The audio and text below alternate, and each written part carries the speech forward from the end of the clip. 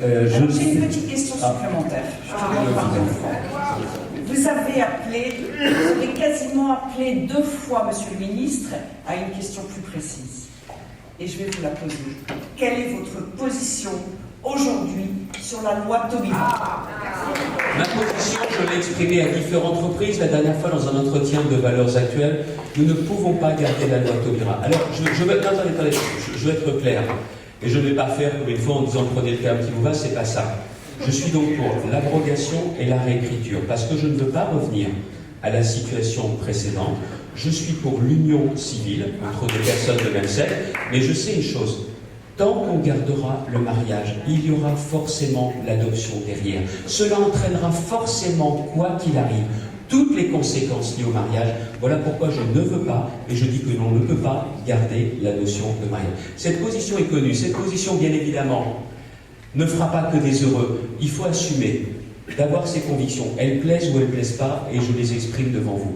Je le dis très clairement, je regrette qu'après 2007, comme nous l'avions dit, nous ne soyons pas engagés à faire évoluer le PACS. Parce que si nous l'avions fait évoluer, je pense qu'il n'y aurait pas eu une pression sociale, sociétale ou culturelle.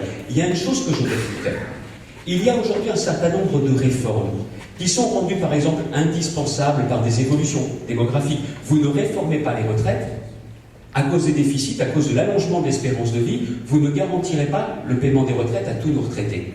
Il y a aussi parfois des conséquences financières. La crise de 2008 nous oblige à nous réformer. Mais je réfute cet effet de mode qui dit que parce que dans certains pays, on a décidé d'être plus moderne que nous, nous serions obligés d'être modernes. Et je réfute aussi l'idée qui consiste aussi à dire que parce que la loi est votée, que parce que la gauche l'a voulu, il n'y a pas de changement possible. Ou alors, je suis désolé de ne plus politique. Parce que là, c'est aussi clairement abdiquer complètement le fait que le politique serve à quelque chose.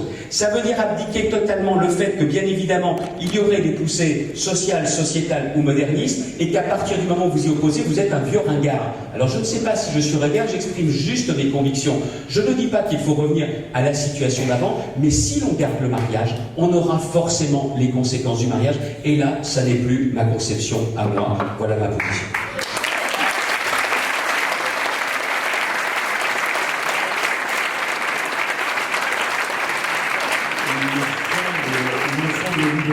Que Xavier Bertrand a répondu à votre question, et si Ludovine m'écoute, c'est encore mieux, je crois. Il me semble simplement que Xavier Bertrand a répondu à votre question. Ludovine, c'est bien ça. Vous acquiescez.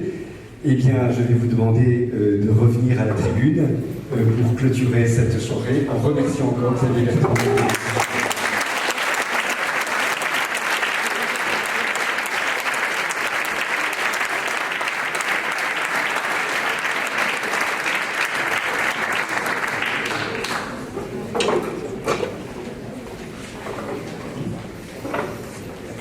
Chers amis, quelques mots de conclusion très rapide. La soirée a été plus longue que nous ne le pensions.